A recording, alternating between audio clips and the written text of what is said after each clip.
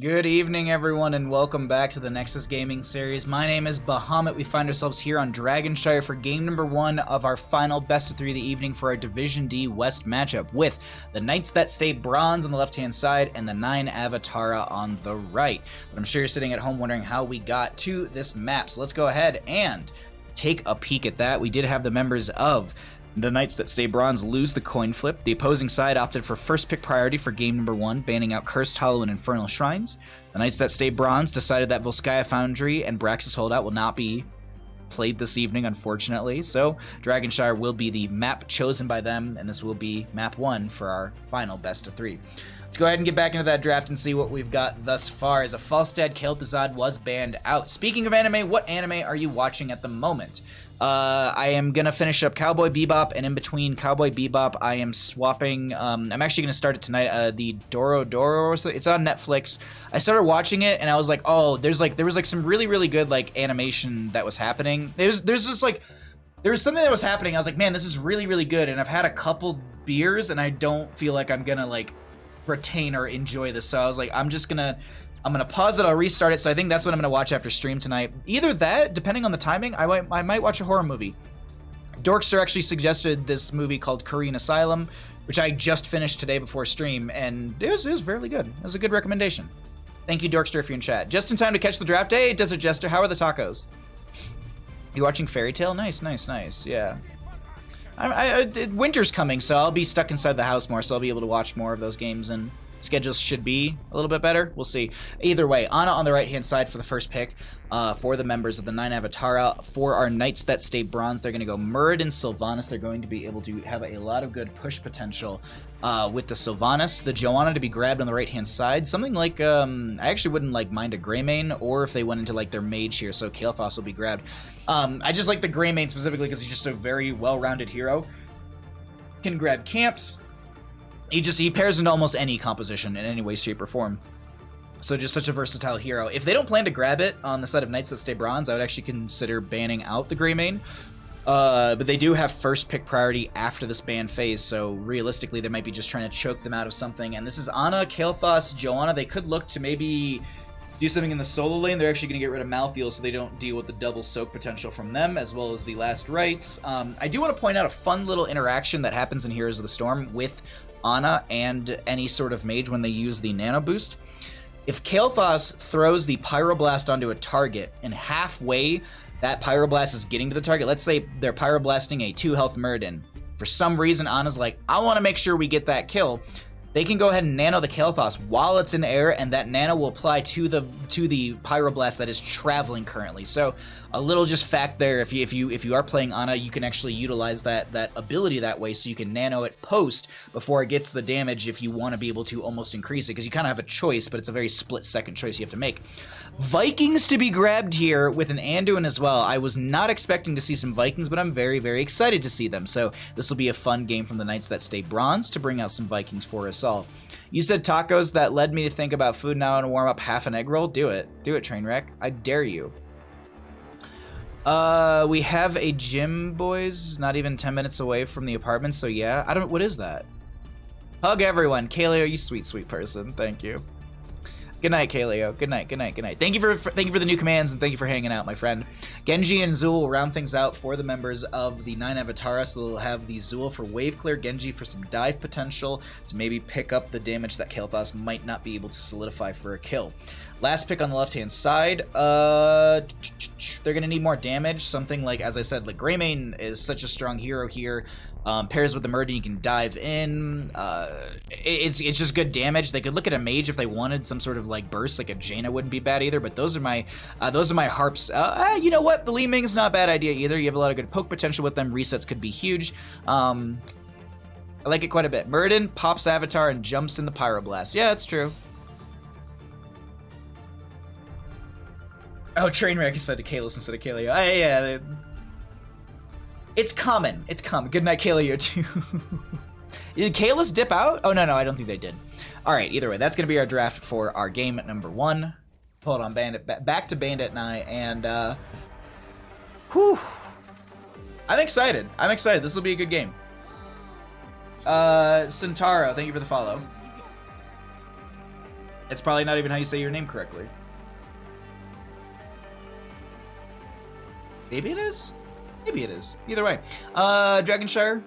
Lost Vikings. This I'm just excited to see the Lost Vikings on this map. That's the most enthralling thing to me here. As I actually look over, and a lot of them have Thrall portraits, except for one of them, which actually has a Vikings portrait on the opposing side. Either way, Doggo? Doggo indeed. Alright, let's go ahead and get on into game. On the left-hand side, we got the members of the Knights That Stay Bronze. Flying Spuds will be on the Li Ming. We've got Silver Spy on the Anduin. Smoke will be on the Sylvanas. Muradin to be played by Matlock. And we have Angry Smurf on the Balog. We have Angry Smurf on the Olaf. And we have Angry Smurf on the Eric. On the right-hand side, we got the members of the 9 Avatara. We've got Gecko on the Genji, Marahaba on the Zool, Universe will be on the Joanna, Peanut Butter on that Kael'thas, and Zac will be on the Ana. Let's get into mid lane, check out our level 1s, and see what our first engagement looks like, because this is what I was actually just about to note, is the bottom lane cheese. How stinky does it get? Smoke's gonna come in here and already lock this down. We currently just have the vision of Gecko just so we can see the rotation coming out from that team. Matlock gonna go ahead and miss the Stormbolt as they're trying to slow things down. They're gonna get half the tower. Smoke uses the Haunting Wave to get out. Sleep Dart connects from Zac, and they'll be able to disengage from this. Very well played from the members of the Knights That Stay Bronze. Not to lose anyone, to get a little bit of initial siege into this. That also pulled them out of the mid lane, which means that they also have their Balog able to clear things out, which is going to be a little bit back. I also want to point out we are Viking Bribery. In the most recent iteration, because there was a change a little bit ago, where they actually they removed the whole benefit of Viking Bribery from level 1 from Viking Bribery. The whole thing that it used to do is it would actually, wow, Balog just living right there.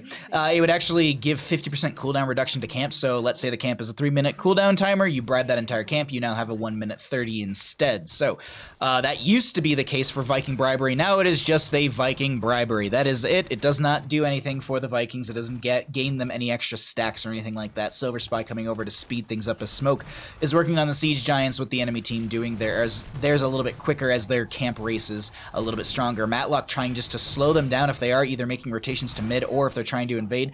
Both Siege Giant camps will come out, albeit a little bit faster on the side of the 9 Avatara, but they'll still match into bottom lane. We have our Balog just still holding in front of gate. They're going to lose some structure damage onto that. Angry Smurf has got the Eric on the point with Olaf sitting in the bush.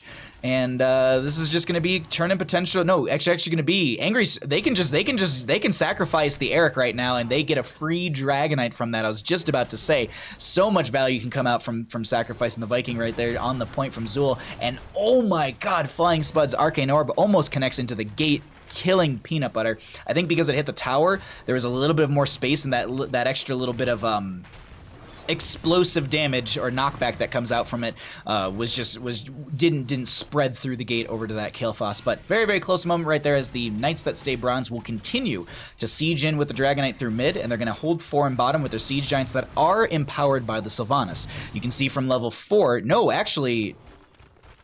No. From level 4, she did go into Mercenary Queen. Sorry. I saw there's also Mercenary Lord from the Vikings as well. Technically, Sylvanas is actually more beneficial because it is 10% higher. But either way, still, Viking Mercenary Lord is still insanely beneficial as they still have Siege Giants down here. They've opened up the front gate. They've taken out the well. And removing the well for bottom lane is actually really, really big for a team because now your lane sustain has been mitigated in said lane. And it's going to be a lot more difficult to sustain over these fights as well as down on this point since your rotation to get a well or to tap for mana is going to be through mid or bottom lane keep area. So a bit of a longer retreat path as Matlock's Stormbolt will not connect into Universe. Just gonna peek around the map a little bit further. Angry Smurf just hanging out with the Viking. It's just like cool. Like I'll just be up here. They have 70 stacks. What are is it 20 per for Vikings? 40 per stack. Excuse me. So they don't even have a single bribe just yet. But once they do, they can at least get half the camp. There's no benefit outside of just stealing off the camp a little bit faster. They do have Mercenary Lord as well from level 4, so the Sylvanas grabbing this camp will actually be empowered by the couple Vikings in the top lane as Chastise comes out, but will not lock down onto anyone.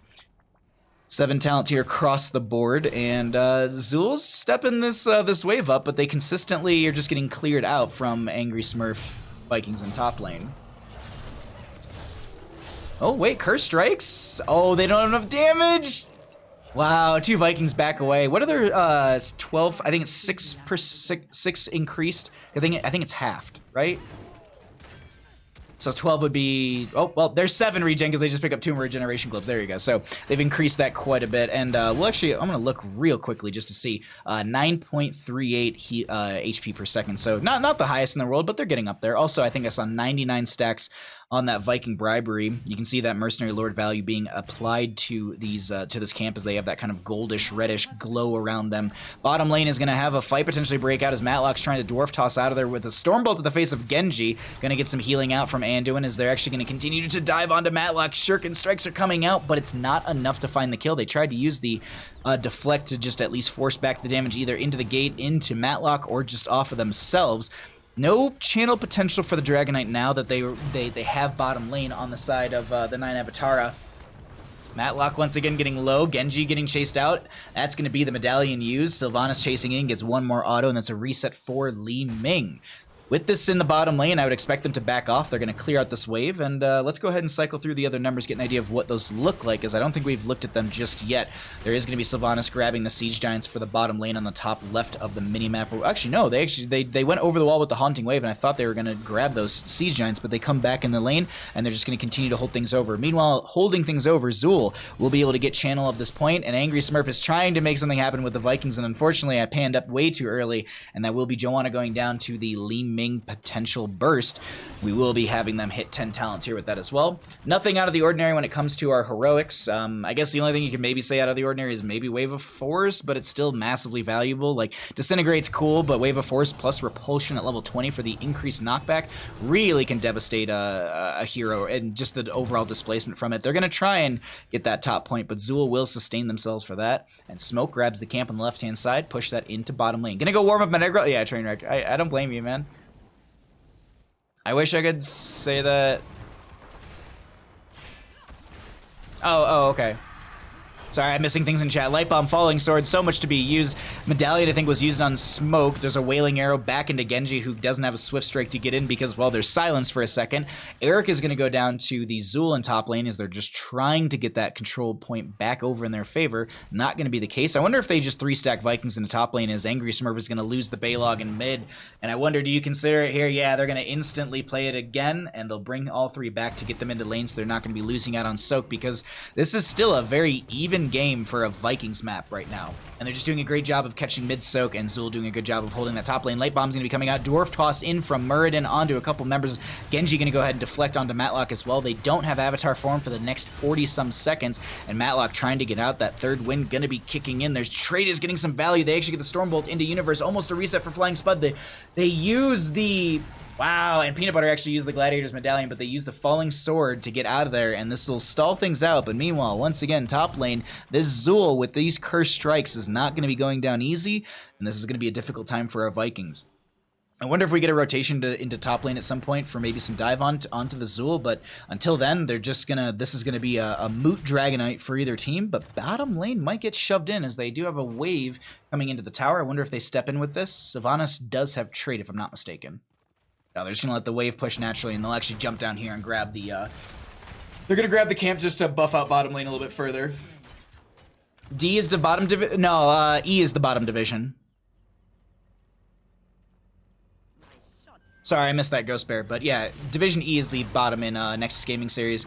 Haunting Wave over, there's going to be a Falling Sword from the Joanna into just their front line, not trying to get into the back. Light Bomb goes out into one, they're going to just CC into this Joanna who eats all of it with the Iron Skin, and Kael'thas with the Phoenix out right now, they're gonna find a Sylvanas kill. I believe there was a Gladiator's Medallion used for a second from Matlock. I might have missaw that, let's double check it.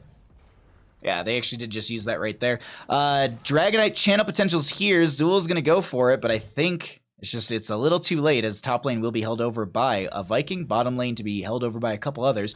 Gecko coming down here, but it's just Flying Spud and Silver Spy, and I don't think that they can make anything happen, but Flying Spud just going to poke out onto them as they will regain control of bottom lane. Oh, no, you're okay. You're okay, Trainwreck, yeah. They added in Division E this year. Or, no, they added in Division E in Season 9. Am I wrong? Is it Season 10 they added Division E? I can't remember, honestly. Chastise, a whole combo coming out. That's going to be Falling Sword from the Joanna once again just to get out of there. And they do lose the Eric up in top lanes. This will be held over once again by Zool. The 1v1 into the Zool is a little difficult for these Vikings. I'm curious if they actually can like macro them around so that the curse strikes won't. No, the curse strikes have such a big kind of sweep to it that even if you kind of spread the Vikings around, I think you're still going to hit 2 of them. This is a lot on to Matlock, who gets dove on the deflect value from Genji coming in. Gecko with a massive play for the friendly team. Meanwhile, with a Viking-less top lane, this is going to be Zul trying to push things out, as I think the Vikings might have recalled into mid. They might have seen that, so they just shove this wave into the tower. And I don't know if this will confirm it. With all the archers, yeah, I think it actually would be. Angry Smurf is maybe thinking that they can get this this Dragonite, but they are a little confused as they thought about backing up, but it might have been a feign for for Flying Spuds to try and come in here. Oh, that was a Gladiator's Medallion used to save them from the Sleep Dart that actually just narrowly was missing them. Dragonite potential here for the side of the 9 Avatara. We have Sylvanas in bottom lane. Joanna trying to go for the channel. Angry Smurf will stall out 1, and I think that should be enough. Eric will go down in top lane to the Zool as Angry Smurf. As Olaf is going to get dove on onto the tower, they're going to curse strike through. They take the tower as well, and they're going to be losing some Vikings in top lane. This is a bit of a slow bleed out for them as they're actually starting to give a little experience from the amount of deaths that they've had. Zack and Cap is trying to work their way out. Stormbolt to the face, Wailing Arrow. There was so much used right there. Falling Sword onto Matlock. Avatar form used to almost just mitigate the damage. They're going to continue to chase in onto this. They actually say, you know what, let's go for the fort. This is going to be a death timer of 30 seconds for that Ana, and they'll easily be able to take a fort down in bottom lane. Phoenix won't be able to zone them back too much. Universe doing their best to step into this. Kael'thas won't be able to hit with the gravity lapse. Oh wait, Light Bomb connects onto 2. That's gonna be a Stormbolt right into Genji. They want that kill, but they maybe turn. Thought I saw it turn onto Joanna as well, so this is maybe a little miscommunication at that moment. Vikings pushing out the top lane. What are their stacks at? 94, so they can bribe 2 units, and they've got 36, which is going to be, God, caster math is kicking in, 15, 17, no, 18. I believe there's 18 HP regeneration additional on top of what they already have baseline. So what are we looking? 22.5. So I believe that rounds just up to 23 HP per second for the Vikings, which is big for them. Marahaba trying to work their way out. They pop the Poison Nova. The Viking isn't going to get hit by that. They lose the Zul. They use their heroic. That's Genji not going down as they get the agility over the wall, and I believe their Dragon Blade was utilized there as they use 1 strike to get them closer to the gate. Jimboy's Taco TLDR started in the 16-foot truck in the Kings Beach in South Lake Tahoe, first franchise in '69 Sacramento. Oh, really? So wait, it started up here, and then they just left. They were just like, hey, the winners suck up here, and we can't compete with Jalisco's. Oh God, Jalisco's is so good. It's like there's literally a shop run by the son and a shop run by the father, and they're in 2 different parts of the town, but the 2 different parts of town are like, no joke, a 5-minute drive difference. Anyways, Nana boost onto the Joanna, who I think just used the Falling Sword. They're gonna get kicked further away as the friendly team is gonna be chasing in onto that. Li Ming finds a bop into that Genji, and they almost get Zack as well with a massive combo and a little bit of help from that Dragonite, but they're going to push into the keep front gate. They lose the gate on the side of the 9 Avatara. Vikings still around the map pushing things up. I'm just curious, did they use any sort of bribe? They did bribe a unit at some point. Still getting quite a bit of the regeneration globe value coming out from them. I think they were nearing 40. Actually, they're already past it. 42. Season 9. Okay, yeah. How you doing, Maestro?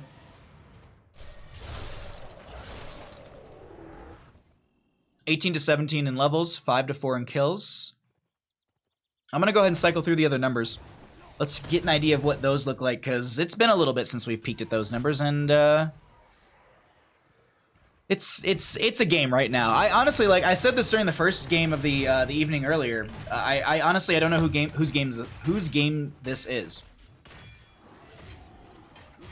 The Viking value is still bringing in some decent experience in this later half of the game, and I think there's just been a couple misplays coming out from the members of the 9 Avatara here and there, so they could button things up in this later half and really start to turn things around as they're actually going to try and step into this backline.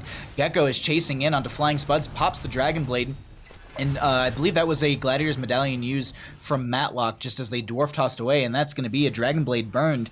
And the Vikings just pushing up the top lane with the camp stills. Universe is doing their best to clear this out. Peanut Butter will come up and help, and that should speed up this process a little bit further. Also, Angry Smurf needs to watch out for their Olaf to make sure they're not going to take damage. They actually jump to, I think, mitigate the living bomb value. Just like clicking around just to see what's happening across the map. And ooh, wait, hold on. No, okay. I thought Matlock might dive onto Gecko, but they don't. They don't try and dive into them. And this is an invade onto the camp.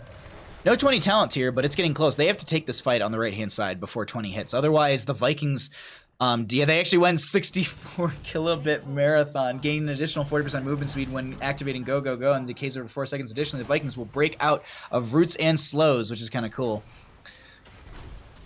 Genji diving in, Falling Sword connects, Silver Spy gonna get hit with the root from Zul, Wailing Arrow from Sylvanas comes out, there's gonna be the Light Bomb from Genji onto 2. The Vikings are able to split across the map and pick up the third Dragonite of the game as the combo from Li Ming is just shy of finding 2, but they still step up and they're able to get another pick for the friendly team, or at least a pick for the friendly team. Dragonite steps into bottom lane, double Siege Giants plus Dragonites plus the Mercenary Lord from Sylvanas, or excuse me, Mercenary Queen from Sylvanas or from Vikings, because I believe it chooses, I think it actually chooses the Sylvanas because it's stronger, but that's going to be a pop onto the Genji, a kill onto the Joanna, as well as the Kael'thas, and this will be bottom lane keep going down. And this is core being besieged by the members of the Knights That Stay Bronze. They are looking with 20 talents here to end the game.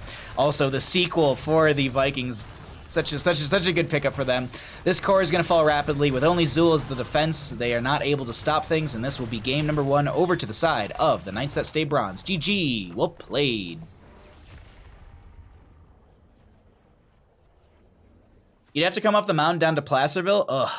Isn't the highways closed that way though?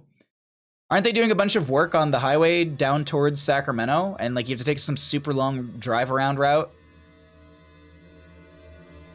Which is great for me because I think that makes less people come up here, so I can have more of my town to myself. I think Knights That Stay Bronze needs to do something to get a significant lead for their 20s while they have it. Yeah, bot keep or something like that. Yeah, I agree, KPB. Hey Meebus, how you doing, bud? Yeah, like I think like the highways are closed, so like me getting to Placerville is actually a lot more difficult nowadays. It makes you look. I'm curious. What does Google Maps route me?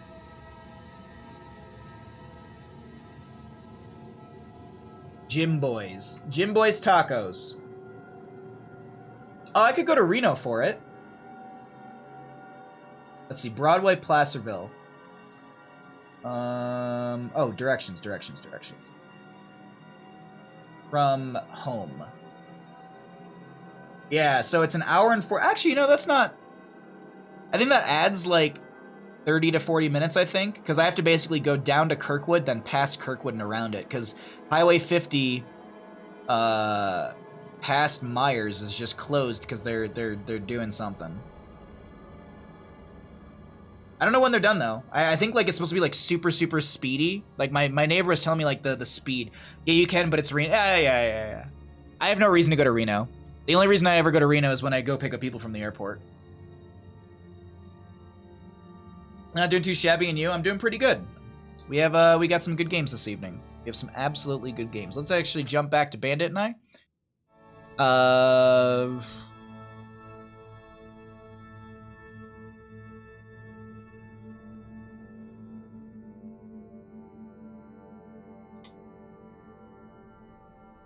There we go.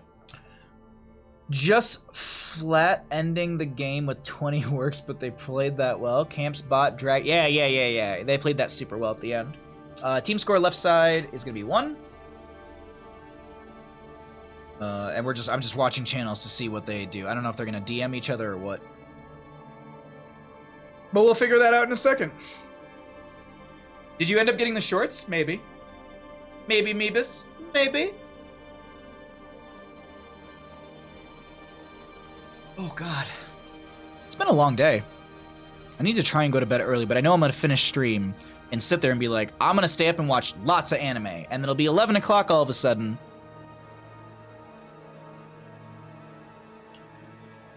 Knights That Stay Bronze. Alright.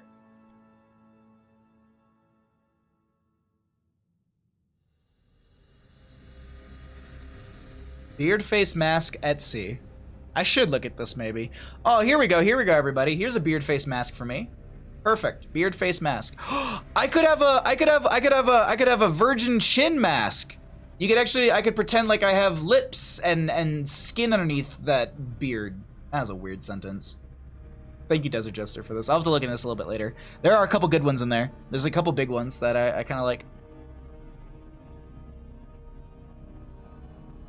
Oh, cool. All right, map is going to be made. So this will be that, and then that. Okay, let me just get the map editor up and ready to go, and then we have to wait for lobby, and we'll get into game number 2, which could be our final game of the evening, or we could be going to a game number 3. We'll have to see.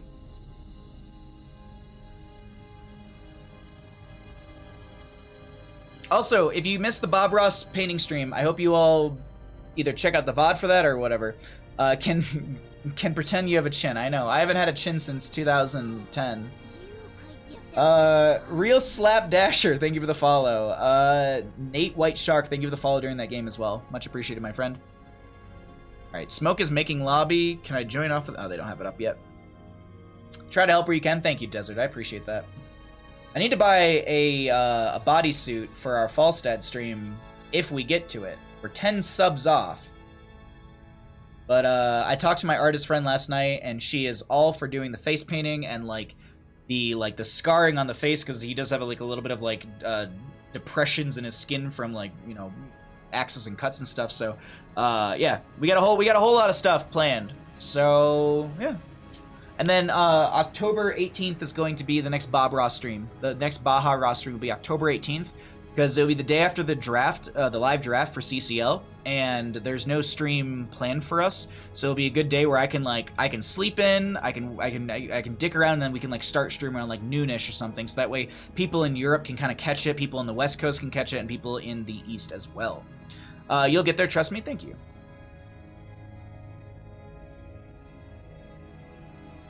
I like the Mike Rowe mask with his face on it. I haven't seen my chin in many... Yeah, I haven't seen it there. I haven't had a chin since I got out of the army. I don't blame you, Trainwreck.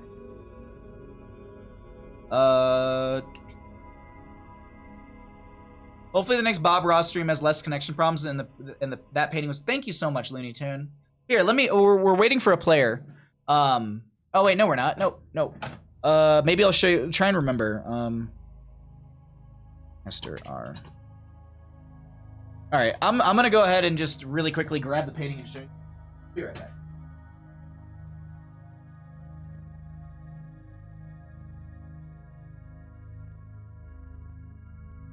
Alright, here we go. Really quick. That's it. My trees, I'm not a fan of my tree, I'm not a fan of my foliage, but I'm proud of the mountains and the cloud. I wasn't proud of the cloud, but everyone was like, dude, your clouds are good. And I'm like, okay, alright, I'll take it. Stop thinking it's bad.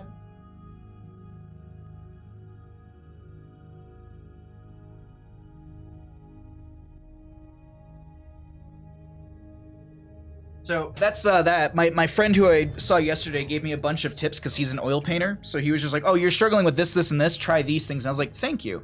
Let's get into game. Welcome on in, everybody, to our game number 2 on Towers of Doom for our what could be final game of the evening. Thank you all so much for joining me for our Nexus Gaming Series Division D West matchup with Knights That Stay Bronze on the left and the members of the 9 Avatara on the right. If you're sitting at home wondering how we got here, let me get you caught up on that one. The home team this evening will be the members of the Knights That Stay Bronze. They lost the coin flip. The opposing side opted for first pick for game 1, and they banned out Cursed Hollow and Infernal Shrines. The members of Knights That Stay Bronze banned out Volskaya Foundry and Braxis Holdout.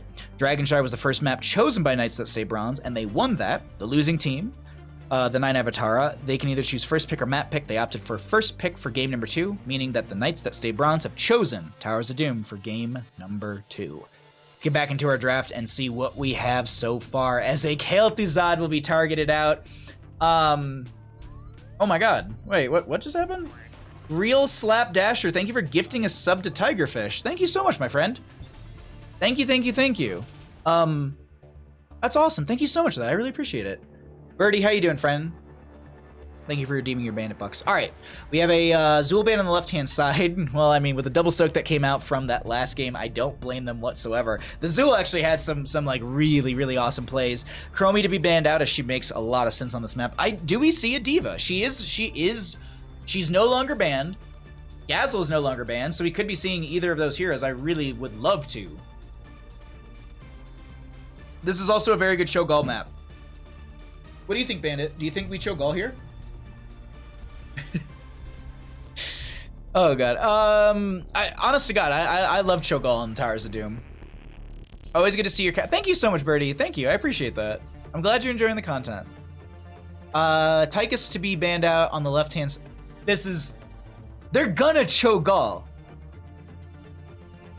I want them to Cho'Gall. Maybe I should I should say it that way. Respect bans.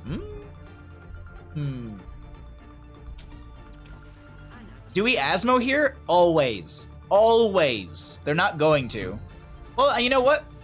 They might, but I have little faith. Do not think that they will. I think that they're gonna try and Cho'Gall. With the Tychus ban, makes me think they're gonna try and Cho'Gall.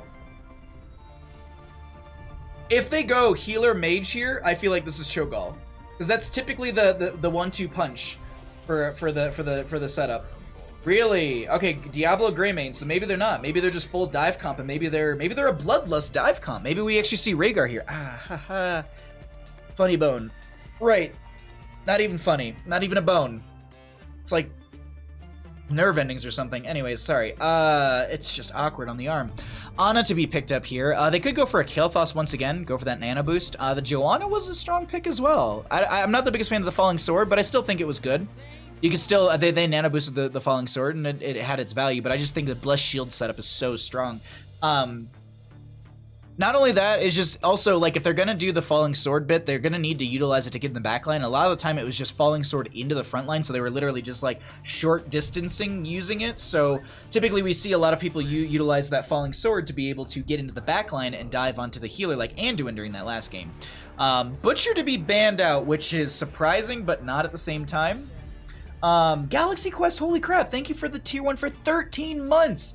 I click share... I don't want to cast this anymore. I don't want to. I'm done. Maybe they just don't want Tychus to kill Diablos. That's possible too, Meebus. The only reason I was harping on the Cho'Gall too is because I know for a fact that they like to play Cho'Gall. Like they were saying actually the captain was actually saying to me, he's just like, I just want to stop playing Cho'Gall Bahamut. Like, can we play anything else? So might have gotten sniffed out right there, but it will be banned out regardless. Decker Kane Sylvanas to be grabbed, still very, very good for that team. A lot of good setup, a lot of good floor juice for the Diablo and Greymane to grab as they're going to try and dive in, and they can just use the Ruby from level 4 to be able to apply a bunch of those potions. 3 per hero hit on the, 3 potions per enemy hero hit with the Haraja Cube with the Ruby applied, and those potions heal for like 95% of a regular potion. This will be a Lunara and a False Stud coming in as well. A lot of damage, a very weak front line. I mean, it's Joanna, it's very strong, but like once you get past the Joanna, you've got easy access to Lunara and Kael'thas. False Stud Gus will be helpful. You do have the ability with the leaping strikes from Lunara to maybe create some distance. Last pick on the left-hand side, they're going to need a solo lane to go into the Falstad. Dahaka wouldn't be bad, actually, to match the global, and to be also just a faster wave clear. Would have also just set up the Diablo Greymane for some like, flank. It just, the Dahaka can go ahead and brush stalk into the flank position, and that can really benefit the Greymane Diablo as they, you know, Dahaka doesn't really dive per se, but they can brush stalk, which is their dive, so 50-50 on that sentencing, but I just think it would have been strong. Yrel, still great overall. We'll see how that works out into what I'm assuming is a Falstad, but range into melee can be difficult. We'll see what happens. Weak off lane too, I think, yeah. 912, how you doing, friend? Boo, 9 Avatara, boo, yeah. Did y'all see what the social media degens for CCL posted today? About you know, there was like the announcement of the announcement, and they were like, this was our secondary option. If you don't know, try and please remind me after this game, and I'll pop it up on stream because I have it saved because Our social media team sometimes, it catches me off guard. Let's go ahead and get on into the game. On the left-hand side, we got the members of the Knights That Stay Bronze trying to take this in a 2-0 fashion. Smoke on the Urel, Silver Spy will be on the Deckard Cain, Flying Spuds will be on the Sylvanas, Angry Smurf on the Greymane, and Matlock on the Diablo. On the right-hand side, we got the members of the 9 Avatara trying to take us to a game number 3 on Towers of Doom. Zack and Cap on that Ana, Peanut Butter on the Kael'thas, Marahaba on the Falstad, Gecko on that Lunara, and Universe on the Joanna. Let's check our level 1s and check out our first engagement, which looks like it will be mid lane.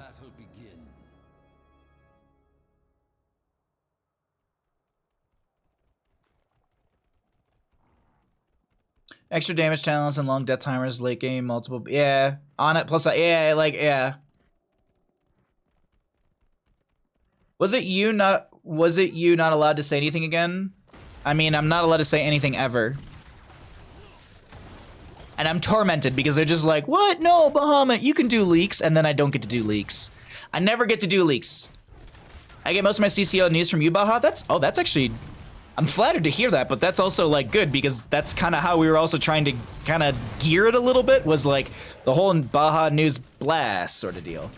Honorbound, thank you so much for subscribing to Twitch Prime. I'll resend your alert when we get out of game. Thank you so much for that. Thank you for using your Prime here.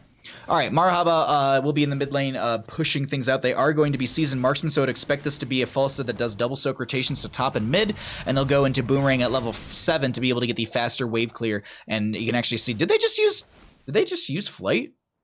They did, okay. I was like, did I see that right? I mean, they'll have it up and available for the first objective. It's a 75-second cooldown, so 1 minute and 15 seconds. And 1 minute 15 plus, well, let's say 1 minute 15 puts us at 2:30, which is the announcement of the first objective phase. It is up and available for contest at 3 minutes, and we're gonna have our standardization. Top, left, and the right will always be the same, and then our bottom or our mid position will be the one that rotates. This one will be in the mid position, as I like to say.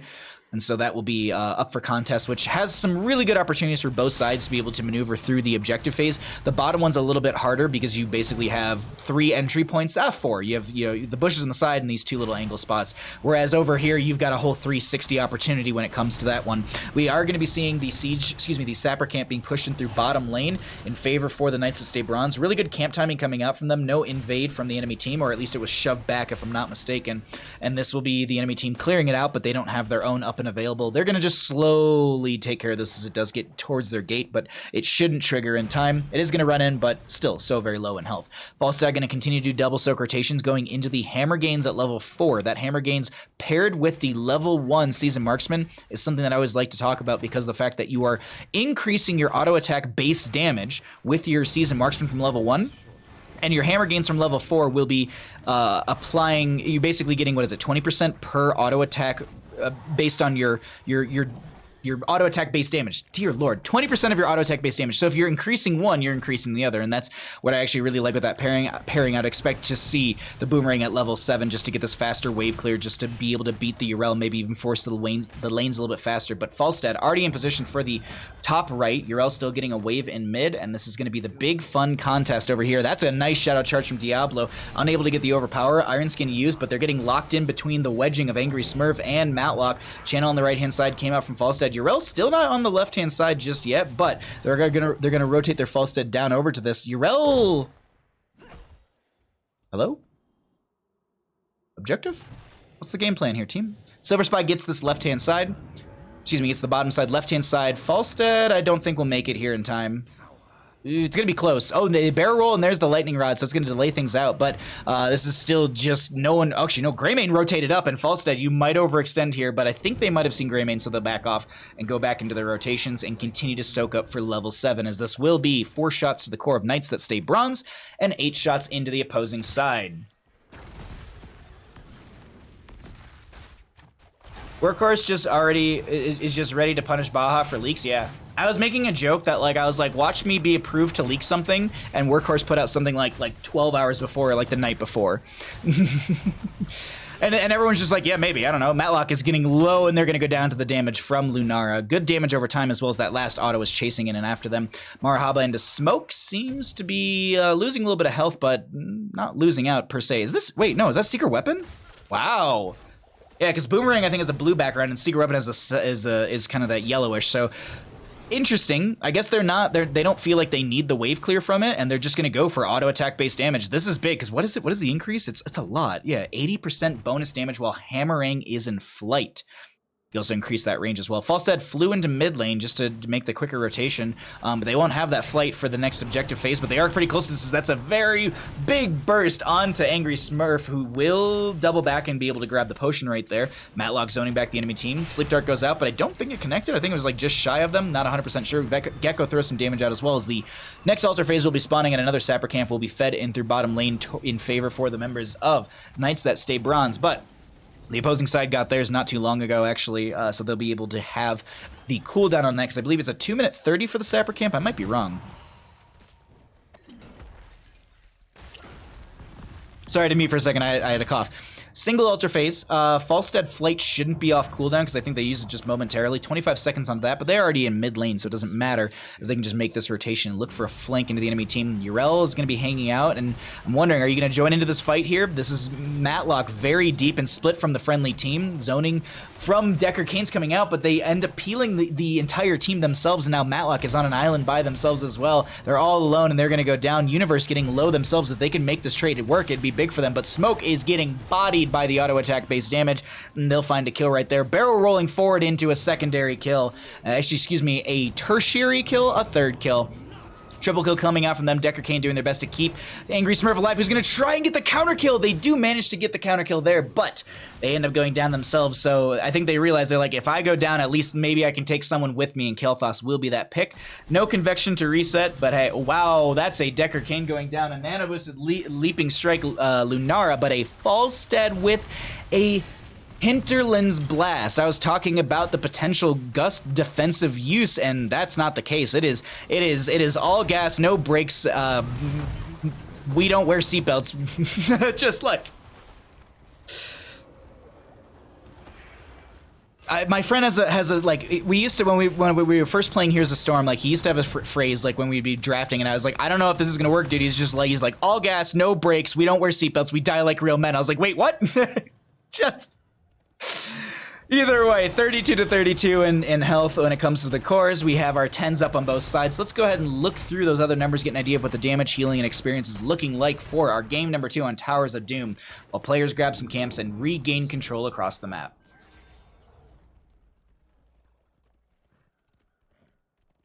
Can't look away, just can't look, just listening. Great comment. Oh, thank you so much. Thank you. I really appreciate that.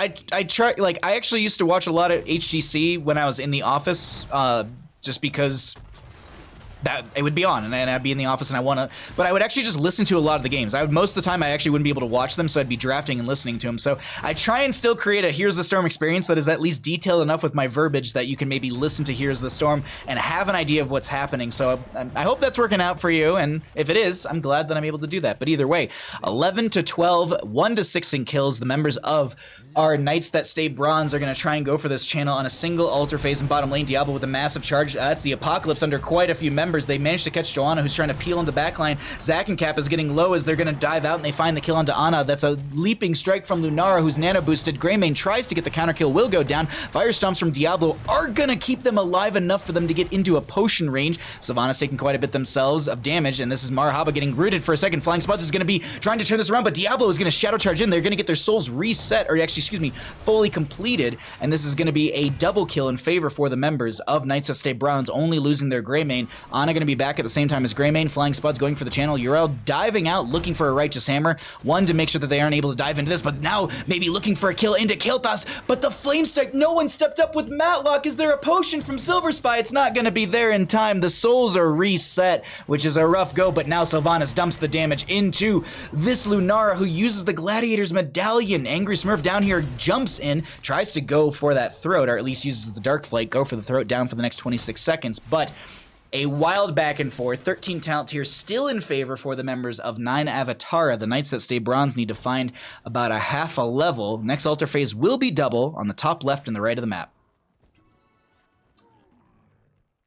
Now I lurk for you, getting on HOTS to play some fun games, catch you in between. Thank you so much. Merlin, I hope you have a wonderful night, and thanks for popping in and leaving the lurk. Thank you, thank you, thank you. Righteous Hammer to knock Falstead back. Peeking into bottom lane really quickly. No actual fight. Camp timer is going to be a couple seconds right over here, and it will be 30 on the left-hand side. Boss is still up and available. It's even talent tiers. We are Ancient Blessings. With the Diablo, Sylvanas, Greymane, that makes so much sense. So watch out for that Ancient Blessings to go off. I think there's kind of like a gold little bit of AoE that comes out from Decker Kane. Gladiator's Medallion, I think, was used on Matlock, or they just used their Gladiator's Medallion, as the double altar phase will be spawning soon. All heroics are off cooldown, so this will be a big old fight, as that's actually a oh, I thought I saw a Nano Boost go out. No. Flying Spuds tried to dive in, is going to be able to just cycle out, grab a couple potions, and they're back to just about full health, as 10 seconds will be the counter for our double altar phase. This is going to be an interesting one, chat. Thoughts on Medallion? I absolutely love it in the competitive realm. I think you can absolutely deny potential picks and kill moments, but I'm 50-50. Like, I love it because of competitive, but I see the complaints on the more casual or other side of it. But that's a Apocalypse, stay a while and listen. The Greymane went down, but they're going to get the counter kill into the Ana. They're going to lose their Sylvanas, and this is a double altar phase that was traded out, and I think they just back off. But overall, like, I think Medallion has a lot of really cool implications for our competitive, our competitive scene. Like, we'll call it, like, it is, we have our pro-am scene. Like, it may not be supported by Blizzard in any way, shape, or form, but the community still does it, so we'll call it our pro-am scene. And in that realm, I absolutely love it, but like when you get into some of the like Storm League games and stuff like that, I think that's where things start to skew, because you go from the way the game in my mind should be played, as, you know, 5 people talking and saying everything that they're doing and communicating. That's the word I was looking for, through comms. Whereas, you know, in Storm League and all that, it's just a lot of, you know, the weekend warriors, or the solo Storm League crusaders who are just like, all right, well, if my team's losing, I'll just shut up and play super hard and just do my role, and that'll win the game. Fun fact, by the way, it doesn't. Shutting up and not communicating and just like tunnel visioning onto like being the DPS or whatever you're doing doesn't help your team. Communicate with them. Don't shut down. Open up. That is the biggest tip I can give anyone. If you're in a competitive team or you want to get better at the game and you're playing with friends, don't just silence yourself and just like tunnel vision on what you should be doing. Communicate. Like, talk with your teammates. Be like, well, I'm doing this. I don't feel like it's working. How can we work on this? Because I should be able to do this. Anyways, it's all communication. I love Gladiator's Medallion for that realm of it, but I see the complaints on the other side of things. Regardless, we do have 16 talents here about to come through. Flying Spuds is going to double back. That's Apocalypse out from Matlock. They don't get the overpower onto the Kael'thas into it. Stay a while and listening still comes out. They're going to find the kill into said Kael'thas, as we have Universe stay a while and listening, but Greymane needs to disengage, roll away. Sylvanas going to dump themselves on top of this Joanna, and they just go ahead and use the Haunting Wave They use the Haunting Wave to get out once again. Maybe that Red Bull's still kicking in, as I am a little bit more hyperactive than I expected. Angry Smurf on the bottom left of our screen going for the channel. This will be 4 shots raining into the enemy side core, 24-16, as we have maybe another Sapper Camp cycle coming up, about a minute 10 on both of those. Universe going to be the dive target. Flying Spuds gets right into the face of Zack and Cap, as that will be leaping strikes from Lunara onto Flying Spuds. Not going to go down, but still just going to apply enough damage to force them out of the siege, as Angry Smurf gets a Gilnane cocktail through the side gate. In bronze, we never remember to hit it, so nothing changed. There you go, yeah. Like, looking at it in the realm of like the GM high tier play, the big complaint that comes out from them is that it denies some of these really, like, it denies a lot of moments that you can punish. Like, let's say you're a Diablo player and there's someone who just constantly is lining up for these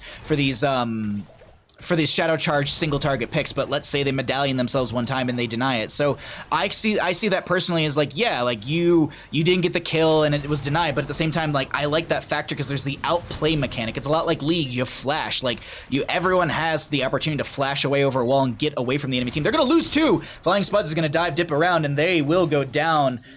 Marahaba taking the advantageous dive into the enemy team, but that makes sense. They have that auto attack based damage, and this will be bottom lane fort being recaptured in favor for the members of the 9 Avatara. 17-18 in levels, double altar phase coming up, and they could be dumping 10 points of damage into the enemy team's core. They're not trying to boss off this, no, they're trying just to open up the map further, okay. Let's see. Sylvanas won't be up in time, but they could look to poke this out. I'm not sure what they plan to do, but this... Are they looking for basically a 12 cap to knock the enemy team down to 12 health? This would be big if they're able to do so. Falstad already getting in position for the channel. I think they just wanted to open up the lane. They're going to double back now. Urel just dives onto the wave. Sorry, I saw her on the minimap. I was curious what they're going to do, but I think they just eat the 10 shots, and they're going to be... Apocalypse actually delaying things out for a second. Believe Falstad did have to recast onto that one, so I think they'll take the 10 damage, but did this Urel not overextend as they do pop the Ardent Defender? Not going to heal up a ton from it, but there is going to be a potion behind them. Stay a while and listen. There's going to be Falstad in the backline. There's going to be Lunar getting popped like a pimple, as that will be Kael'thas going down as well. Diablo resetting on souls as Falstad's going to be split from the friendly team. Fire Stomp's coming out. Channel should be up and available, and I think they just go ahead and they grab themselves the 3 shots, and they back off. I don't think they go for an advantageous recap of this. They just need to make something happen quick in their favor. Angry Smurf to grab the camp on the right-hand side, and I think they'll probably split off and grab the camp on the left, or they'll just push hard through bottom lane. Not 100% sure. Merbs, thank you so much for the tier 1 for 2 months. Why stop at 1? I'll resend your alert when we get out of game. Thank you, my friend. Very much appreciated. Glad you're enjoying the content that you're seeing, and thank you for supporting.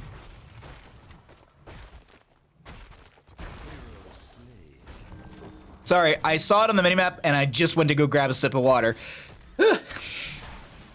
These teams are just in each other's faces. It's 7-14 in kills, 19-19 in our levels. We're not too far off from that 20. And actually, I don't think we've cycled through the damage numbers in a little bit. So let's go ahead and do that. That's not stay well. That's a falling sword to get out of there. Diablo's souls were reset. So that is going to be them down for... Or not down, but... Oh, wait, no. Did they reset or finish? I think they actually finished the souls.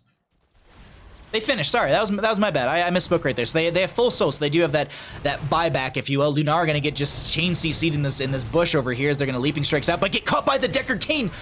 Oh my god, the Apocalypse is gonna come out as well. It might have been a panic or even just like the not tunnel vision, but just like I want this kill sort of Apocalypse. Flying Spudgy's gonna dip and dive around trying to maybe find Gecko, but Gecko was able to heal up quite a bit, and a single altar phase will be bottom lane. Control over to both sides. Marahaba gonna go ahead and Hearth back as they have a 100-second cooldown on that Hinterland's Blast. Wisp coming down from Sylvanas. Matlock in the bush over here. Gonna just push into Universe, not Mr. Universe. Into Universe as they're getting chain seized. They actually have to use their Hellgate to get out. They're gonna use their Gladiator's Medallion as well. Stay a while and listen, catching 4 members. Wailing Arrow on top of that as well. Unfortunately, the damage is not available as Greymane just got down here, and they're getting a little bit split. That's the Haunting Wave to try and chase into Zack and Cap. They're gonna Haunting Wave back. Gladiator's Medallion as well, but they go down to the damage. They need to make a trade happen as the Righteous Hammer goes into the corner. Zack and Cap will go down.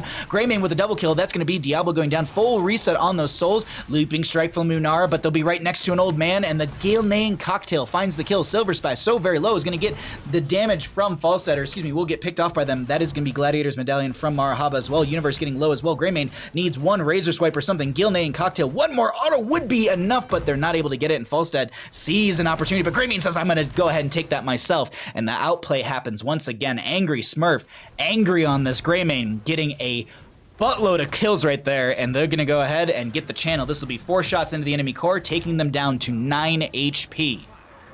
What a fight over that last objective phase. Gonna enjoy the cast until some sleepy time. Thank you, Merbs. Much appreciated, my friend. I hope you are well, and I hope everything is... I hope today was a good day for you. I hope today was a good day for everybody. Greymane to reclaim bottom lane, or actually not even reclaim, just to claim bottom lane. I was gonna say, like, Diablo shouldn't be doing this, but like Greymane siege is way faster than Diablo, so this is actually a really smart call for them. And they're just gonna utilize the time that they have while the enemy team is down a little bit longer. Falstad down for the next 19 seconds. The announcement for our next objective phase should be up soon. I also just want to note this, it's been 21 levels, and I didn't even call it the fact that we don't have Dauntless on Urel, and they're seemingly okay without it. We'll see what happens as the game progresses. I mean, auto attack, oh my god, Sylvanas, you are playing with fires. They're going to get the Haunting Wave out. Wailing Arrow going to be back as well. Potion right next to them from Silver Spy, but that's Universe very far out as well. Matlock throws this Joanna around, and that will also be Matlock with 12 souls in their pocket. Not Falstad, but there's going to be camp coming in. Can Falstad get down here in time? Will one go over? Oh my god, they actually managed to get here just in time to save this. Very narrowly able to do that, but now they're able to push in through the bottom lane. They don't have their tanks, and I think they actually shown in top lane, so they need to be careful of this, but Okay, they're gonna reclaim bottom lane Bell Tower. I was about to say, if they're not able to reclaim this, this is potential game ending. But actually, this is game ending still potentially because, well, mid lane just went down. But the one thing I want to point out is the fact that they can go double. They can go double objective and end, or they can go single objective and end, because they still have boss, which is going to give them the last 4 core shots that they need. Either way, if they take a big fight here, and if they can take a fight in their favor, this will be the Knights of Sabron's taking the series right here. We'll see what happens, as Gecko is going to be just walking out, or at least hopping out. That's going to be a Hellgate. That's not, oh my god, a Hinterlands from Falstad, and I was just curious, there actually is no upgrade onto that one. They went into Farflight Quivers. They're going to get body. They're going to body the Diablo with damage right there. Leaping Strix, Luminara, Angry Smurf going for the channel. Are they going to be able to get here in time? Gecko throws a lot of damage on the Silver Spy, and they're going to try and back off. Root comes out, will connect onto Joanna, but I think they're actually going to be forcing them back. Diablo down for the next 48 seconds. Falstad in bottom by themselves. This could be the opportunity for them to find some sort of counter kill. Angry Smurf goes in for the throat and finds the kill. Can they find the potential pick into this Joanna? Because this Greyman also did go for the level 20 upgrade. They find another kill into Kael'thas. Sack and Gap is getting low. They're going to go for the throat once again. And actually, Sylvana steals away the kill. Angry Smurf is so very low. Wants to go for another throat, but they're not able to do so. And they're going to Razor Swipe back. Potion from Decker Kane will keep them up. 5 shots rain out in their favor, and I honest to God say, with the 3 members down the opposing side, you rush towards top lane. Spuds, where you going, bud? Are we serious right now? Are we serious with this? Dear Lord, Spuds. They're actually thought about hearthing. They're gonna finish out the fort and bottom, but you rush boss at this point. You rush boss in end game. There's no Gust from Falstad. He's down for 17. You rip this and you end it, yeah. Hinterlands resets? There was no Hinterland resets, unfortunately.